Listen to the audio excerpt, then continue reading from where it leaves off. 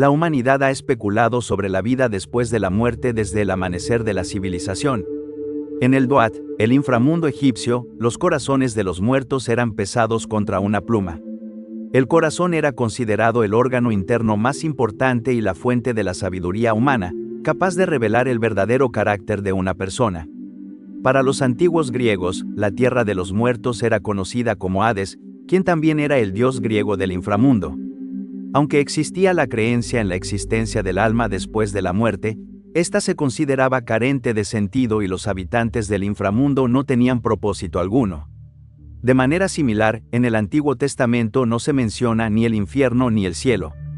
Los muertos, fueran buenos o malos, iban al reino de las sombras conocido como Sheol, un lugar de oscuridad y sueño eterno. Por ello, carecían de una concepción desarrollada de la vida después de la muerte. Solo más tarde, en el Nuevo Testamento, el infierno fue concebido como un lugar de castigo. Actualmente, la mayoría de nosotros pensamos en el infierno como un lugar ardiente que contiene las almas de los condenados, quienes han cometido actos atroces en vida y deben soportar castigos y torturas eternas a manos de demonios. El diablo reina sobre el infierno como la encarnación de la idea platónica del mal. El infierno es entendido como el arquetipo del sufrimiento último. A menudo decimos, he ido al infierno y he vuelto, cuando experimentamos un sufrimiento extremo, ya sea físico o psicológico. Por lo tanto, el infierno no es un lugar imaginario, sino más bien un estado de conciencia que todos experimentamos en algún momento de nuestras vidas, con distintas intensidades. El infierno, sin embargo, también es un viaje inevitable en la vida. En los antiguos misterios o rituales de paso, el héroe debe descender a un lugar oscuro para dar nacimiento a una nueva conciencia y acceder a una nueva etapa de la vida. En otras palabras, se trata de la muerte y el renacimiento psicológicos más profundos del yo. En esta ocasión, exploraremos el viaje al infierno como el camino hacia el autoconocimiento. En su libro El clamor del mito, el psicólogo existencial estadounidense Rollo May escribe un breve capítulo titulado El terapeuta y el viaje al infierno. La terapia es el prólogo de la vida, más que la vida misma. El terapeuta busca ayudar a la otra persona hasta el punto en que pueda avanzar en la vida, resolver sus problemas y superar los obstáculos de manera independiente. Cada uno de nosotros tiene o tendrá infiernos privados que claman por ser confrontados, y a menudo nos encontramos impotentes para progresar sin ayuda frente a estos obstáculos. Por eso la presencia de un guía es central y tiene un poderoso efecto sobre el paciente. Todos estamos en un limbo, todos luchamos solos en la condición humana. El viaje por el infierno no puede omitirse. El infierno nos brinda una sabiduría vital, sin sufrimiento, no se puede llegar al cielo. La agonía, el horror y la tristeza son un preludio necesario para la autorrealización y la pureza de corazón. El poema épico La Divina Comedia de Dante fue completado hacia 1320, poco tiempo antes de su muerte. El personaje principal es el propio Dante, quien viaja por el infierno, el purgatorio y el cielo. Estas tres etapas son simultáneas y aspectos coexistentes de toda experiencia humana. La obra se describe como una comedia porque comienza mal y termina bien, a diferencia de una tragedia. El libro se abre con una de las líneas más icónicas de la literatura. A mitad del camino de nuestra vida, me encontré solo y perdido en una selva oscura, tras haberme apartado del camino recto. Dante, el poeta, dice que este es el camino de nuestra vida. Es decir, no se trata solo de su viaje, sino de la historia de todos en el sendero del autoconocimiento, que comienza descendiendo al infierno. Dante escribió esto cuando tenía 35, edad considerada entonces como la mitad de la vida. Este libro es la expresión última de una crisis de la mediana edad, una fase crítica de transformación existencial que los antiguos griegos llamaban metanoia, transformación mental. Dante te hace reflexionar seriamente sobre tu propia vida y a valorarla cuando ésta se desvía dramáticamente de su curso. Esto fue lo que él enfrentó cuando fue acusado de corrupción y condenado a morir en la hoguera. Vivió en un exilio perpetuo, lejos de su hogar en Florencia, durante los últimos 20 años de su vida. Descendió a las profundidades de su mundo interior. De ese tiempo surge la Divina Comedia, un ejemplo de la interacción entre lo humano y lo divino, lo que el filósofo existencialista cristiano Paul Tillich llama el método de correlación, las preguntas humanas sobre la ansiedad, el sinsentido, la alienación, se correlacionan con respuestas religiosas. Para Tillich, existe una dependencia mutua entre la teología y el existencialismo, la filosofía y la psicología, y esto es lo que nos permite llegar a las profundidades de la realidad. Dante, el peregrino, se encuentra en una terrible selva oscura, pues el camino recto de la vida se ha perdido, y dice, no sé cómo llegué aquí. Muy a menudo nos encontramos en esta situación. Hay momentos en los que no reconocemos cómo hemos llegado a donde estamos. Comenzamos con ciertos objetivos que queremos alcanzar, pero con el paso del tiempo tomamos pequeñas decisiones y sin darnos cuenta, acabamos en un lugar completamente distinto. Esto es lo que experimenta Dante, no es quien se propuso ser, y no sabe por qué. Como no se comprende a sí mismo ni el propósito de su vida, necesita un punto elevado, una forma de orientarse. Ve por encima de él y observa el sol brillando sobre una colina, pero su camino está bloqueado por 3 bestias y no puede pasar. Esto nos deja claro que no existen atajos hacia la autorrealización. En su desesperación, una figura aparece ante Dante, el antiguo poeta romano Virgilio. Es un guía espiritual que será su compañero a través de los diversos círculos del infierno, divididos según la naturaleza de los pecados cometidos por los condenados. Luego, Dante es conducido a la puerta del infierno, donde se lee, abandonen toda esperanza a quienes entren aquí. Al leer esto, se siente aterrorizado y no está seguro de querer entrar. Además, se considera indigno de semejante viaje. Virgilio le explica que Beatriz lo espera en el paraíso, el gran amor de la vida de Dante, de quien se enamoró cuando tenía 9 años, aunque el matrimonio entre ellos era imposible. Cuando Beatriz murió a los 25 años, Dante quedó inconsolable. Su muerte inspiró sus primeros poemas y ella aparece como un mito personal de Dante, una realidad en su mente y su corazón, una figura eternizada en su obra. Dante acepta entrar por la puerta del infierno y así comienza su extraordinario viaje hacia el autoconocimiento. El infierno se representa como 9 círculos concéntricos de tormento ubicados en el interior de la tierra. Podría decirse que es el viaje de descenso a las profundidades del inconsciente. No es solo una observación sádica del sufrimiento eterno de las almas atrapadas, sino una invitación a reconocer las propias disfunciones y a ver sus consecuencias a través de los distintos castigos del infierno. Antes de descender al primer círculo, Dante y su guía atraviesan el vestíbulo del infierno, donde escuchan los gritos de angustia de los oportunistas, las almas que fueron indiferentes, culpables del pecado de no tomar partido. Como no eligieron ningún lado, no se les concede ningún lugar. Luego entran al primer círculo del infierno, conocido como el limbo, que alberga a los no bautizados y a los paganos virtuosos que no fueron pecadores, pero ignoraban a Cristo. Aquí residen muchos grandes filósofos y poetas. No son castigados, pero pasan la eternidad sin poder ver a Dios. Tras dejar el limbo, comienza el verdadero sufrimiento.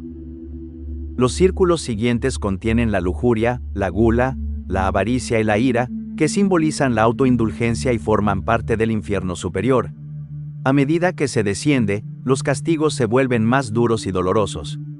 Dante comete todo tipo de errores al entrar en el infierno, pero con el tiempo, aprende que el pecado no debe ser compadecido. Sin embargo, esta lección le toma muchos círculos aprenderla. Cuando Dante se desmaya al presenciar el sufrimiento, Virgilio lo despierta rápidamente, pues se trata de un viaje de visión.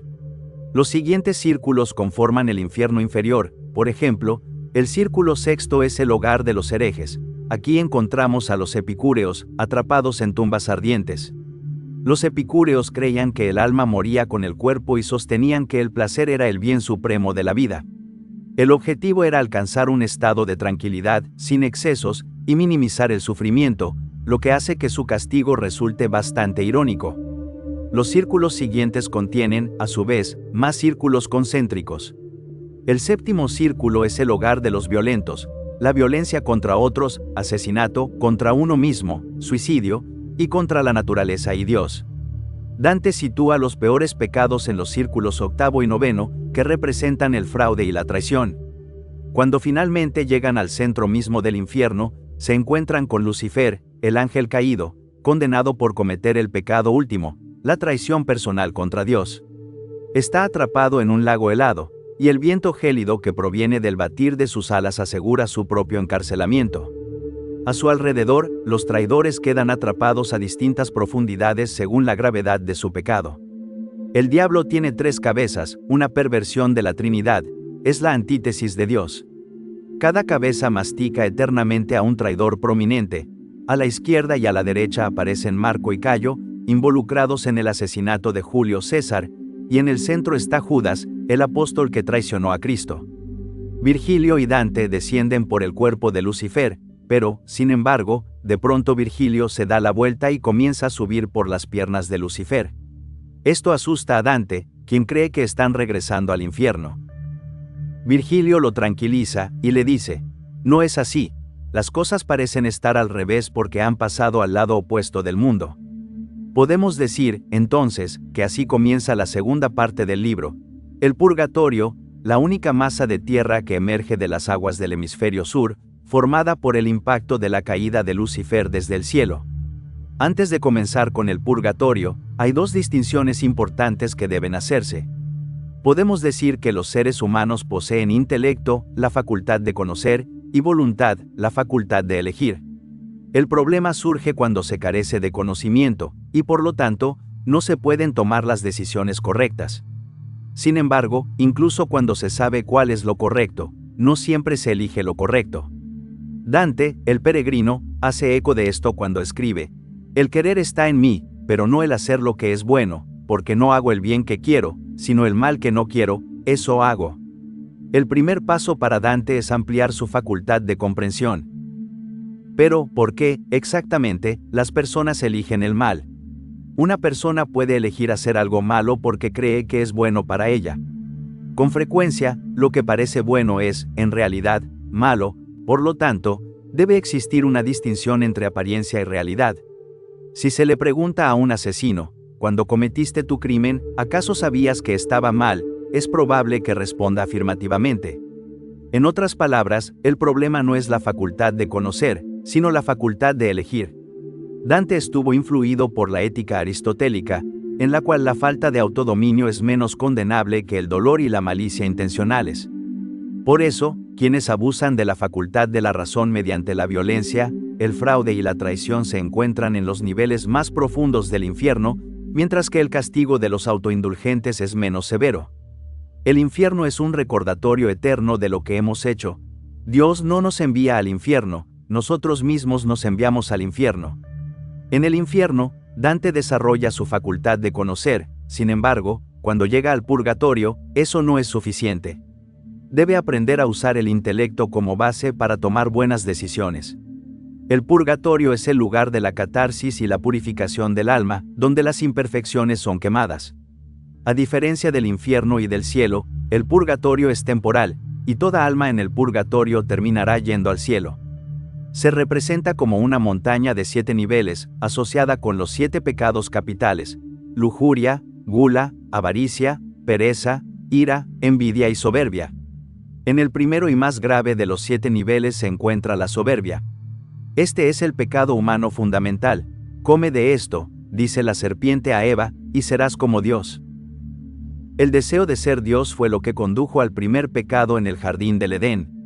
Mientras que quienes están en el infierno son personas que intentaron justificar sus pecados y no se arrepintieron, las personas en el purgatorio pecaron, pero pidieron perdón antes de morir y deben trabajar para liberarse de sus pecados.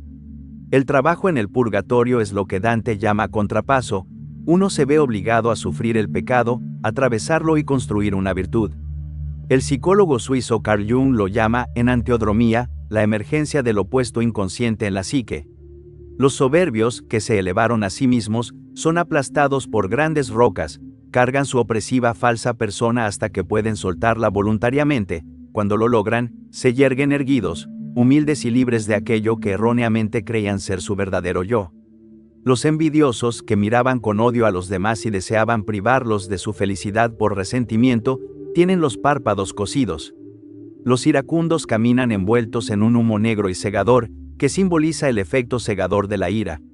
Los perezosos deben correr, los avaros yacen boca abajo en el suelo y rezan, los glotones pasan hambre en presencia de árboles cuyos frutos están eternamente fuera de su alcance.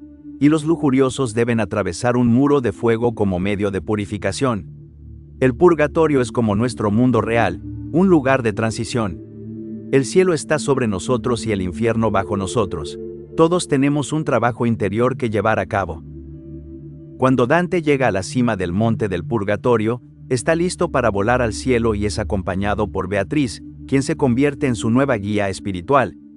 Beatriz lo conduce en un vuelo a través de los diversos niveles del cielo. Cuando nos apartamos de nuestro ego, es como si nos quitáramos un peso de encima, como si pudiéramos volar. Dante alcanza el Empíreo, el punto más alto del cielo, y obtiene el raro privilegio de estar en la presencia de Dios mientras aún vive. Explica que no puede describir lo que vio porque el lenguaje es insuficiente para hacerlo. Según Dante, Dios solo se conoce a sí mismo, porque Dios es el universo entero, y todo lo que existe en el universo es su reflejo. Dante comprende que debe ser capaz de verse a sí mismo en Dios, tal como escribió. Este es el resultado de la visión perfecta. Durante el breve periodo en que está en la presencia de Dios, se siente uno con el universo. La salvación, tal como la describe Dante, guarda un sorprendente paralelismo con el proceso de individuación definido por Carl Jung. El problema de la individuación es que la psique consta de dos mitades incongruentes que, juntas, deberían formar un todo. Individuarse es reconciliar las dualidades del mundo interior y el mundo exterior, la conciencia y el inconsciente, y, según Jung, esta es la adaptación más exitosa a las condiciones universales de la existencia. Al comienzo del poema, Dante, el peregrino, ha reconocido esta escisión en su personalidad y que debe emprender un viaje para volverse completo. El poeta inglés y artista visionario William Blake escribió un libro titulado El matrimonio del cielo y el infierno. A diferencia de Milton y Dante, Blake describe el infierno no como un lugar de castigo, sino como un lugar de energía. Escribe, sin contrarios no hay progreso. Atracción y repulsión, razón y energía, amor y odio son necesarios para la experiencia humana. De estos contrarios surgen lo que los religiosos llaman bien y mal. El bien es lo pasivo que obedece a la razón, el mal es lo activo que brota de la energía. El bien es el cielo, el mal es el infierno. Blake acepta la terminología de la moral cristiana estándar, pero invierte sus valores. El mal convencional pertenece a los demonios, los transgresores que sufren en el infierno. Está asociado con el cuerpo y los deseos, y consiste esencialmente en energía, abundancia, acción y libertad. El bien convencional, manifestado por los ángeles que están en el cielo, se asocia con el alma, considerada completamente separada del cuerpo, y consiste en razón, contención, pasividad y prohibición. Blake rechaza el dualismo entre cuerpo y alma, y sostiene que tanto el bien como el mal, el cielo y el infierno, son necesarios para la vida. Anticipó el psicoanálisis de Freud al concluir que la energía o líbido, llamada mal, surge del inconsciente, infierno, y es restringida por la razón, llamada bien, producto del superyo, cielo. La técnica de revelación de Blake mediante el método infernal, que consiste en derretir las superficies aparentes y mostrar lo infinito que estaba oculto, da lugar a los proverbios del infierno, que presentan una sabiduría distinta a la del libro bíblico de los proverbios.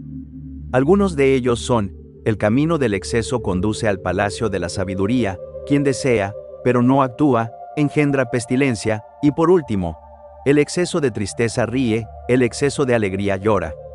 Blake creía firmemente que los individuos deben poder ejercer libremente su imaginación para construir una realidad propia. A esto lo llama el genio poético. Si existe una única religión verdadera para Blake, es la chispa divina de la imaginación. Tal como escribe, si las puertas de la percepción fueran limpiadas, todo aparecería al hombre tal como es, infinito. Pues el hombre se ha encerrado a sí mismo, hasta que ve todas las cosas a través de estrechas rendijas de su caverna.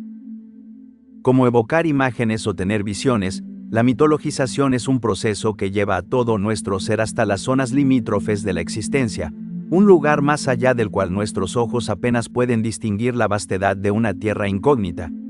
Sin embargo, quienes deciden aventurarse hasta allí reciben un regalo para llevar de regreso a las tierras habitadas que nos resultan familiares.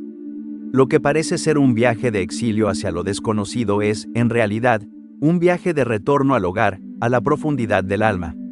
Jung escribió en el Libro Rojo: Solo hay un camino y ese es tu camino, solo hay una salvación y esa es tu salvación. ¿Por qué miras alrededor en busca de ayuda? Lo que ha de venir será creado en ti y a partir de ti. Por eso, mírate a ti mismo, no compares, no midas. Ningún otro camino es como el tuyo. Todos los demás caminos engañan y seducen, pero tú debes cumplir el camino que hay en ti.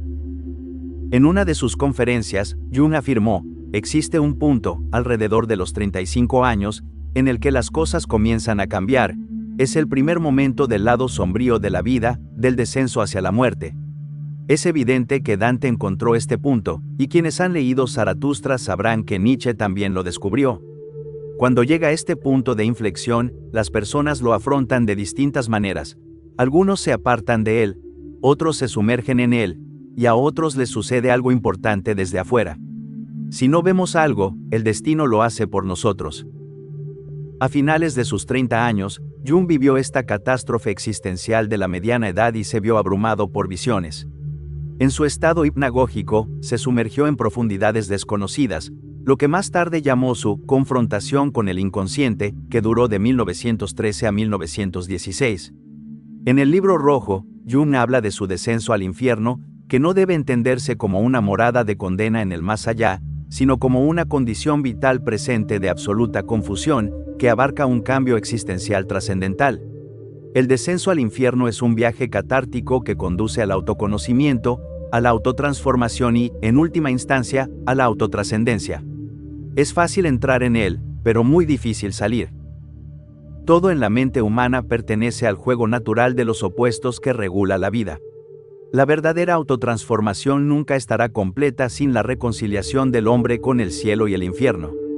Tal como aprendemos de Jung, ningún árbol puede crecer hasta el cielo si sus raíces no alcanzan el infierno.